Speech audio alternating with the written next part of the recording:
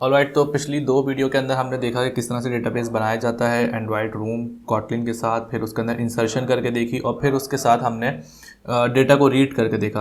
अब तीसरी वीडियो होने वाली है जहाँ पे हम इंसर्शन के अंदर एक चीज़ सीखेंगे, ऑन कॉन्फ्लिक्ट स्ट्रैटेजी।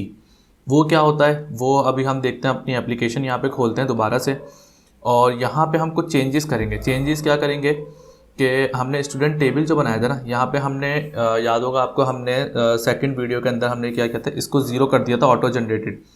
अब हम इसको ऑटो जनरेटेड नहीं करेंगे। यहाँ पे हम ये भले लिखा रहे ऑटो जनरेटेड, यहाँ से जब हम इक्वल टू ज़ीरो हटा देंगे ना, तो अब मेन एक्टिविटी में जब हम वापस आएंगे तो यहाँ पे अब हमें एरर देगा कि हमें आईडी दो।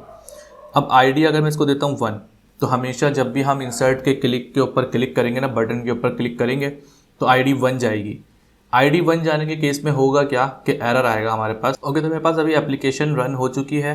मैंने अभी क्या चेंजेस किए हैं, मैंने यहाँ से आईडी 0 हटा दिया और मेन एक्टिविटी से मैंने आईडी 1 पास कर दिया। ओके, तो यहाँ पे मेरे पास ऐप इंस्पेक्शन खुल चुका है, एप्लीकेशन मेरे पास चल रही है, हमने आईडी 0 हटा दिया। अब मैं यहाँ पे क्लिक करता हूँ बटन के ऊपर और स्टूडेंट टेबल के अंदर मेरे पास एक रिकॉर्ड आ गया दानियल का। ठीक है, अब मैं करता हूँ इसी के ऊपर दोबारा एक और बार क्लिक, तो एप्लीकेशन हो गई मेरी क्लोज़।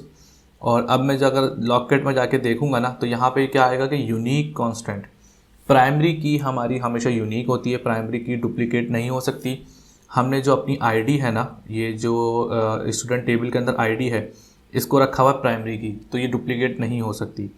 अब हमें क्या करना होगा, इंसर्शन करते वक्त हमारे पास एक चीज़ होती है ऑन कॉन्फ्लिक्ट, और ऑन कॉन्फ्लिक्ट के अंदर हमारे पास मल्टीपल चीज़ें होती हैं। यहाँ पे मैं लिखूँगा ऑन कॉन्फ्लिक्ट स्ट्रैटेजी डॉट, या तो मैं इसको रिप्लेस करा दूँ जब मैं इंसर्शन कर रहा हूँ, अगर वो प्राइमरी की ऑलरेडी पहले से पड़ी हो, और मैं यहाँ पे अगर रिप्लेस का कीवर्ड यूज़ करता हूँ, ठीक है ना।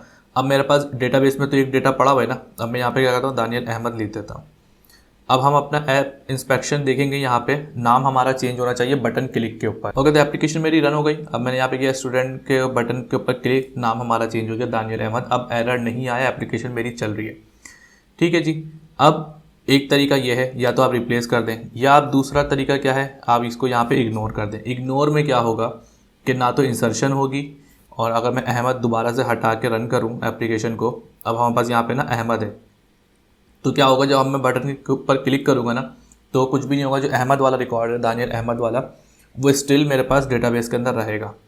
ये मैंने बटन के ऊपर क्लिक किया, टेबल के अंदर आया, तो दानियल अहमद वाला जो रिकॉर्ड है वो ऑलरेडी मेरे पास टेबल के अंदर है। तो ऑन कॉन्फ्लिक्ट की जो एनोटेशन है, ये हेल्प करता है आपकी कि इंसर्शन करते वक्त जो है आप या तो अपडेट करा दें उसको, या इग्नोर करवा दें, रादर देन कि आप पहले डेटा पूरा फैच करवाएं और फिर देखेंगे कौन सा रिकॉर्ड ऑलरेडी है डेटाबेस के अंदर, और फिर वो इंसर्शन करते वक्त आप उसको रोकें। तो रूम के अंदर ये बहुत अच्छी चीज़ है, ये इन्होंने एनोटेशन दी हुई है ऑन कॉन्फ्लिक्ट स्ट्रैटेजी की, जिसकी मदद से आप जो है चीज़ों को अपडेट करवा सकते हैं या फिर इग्नोर करवा सकते हैं।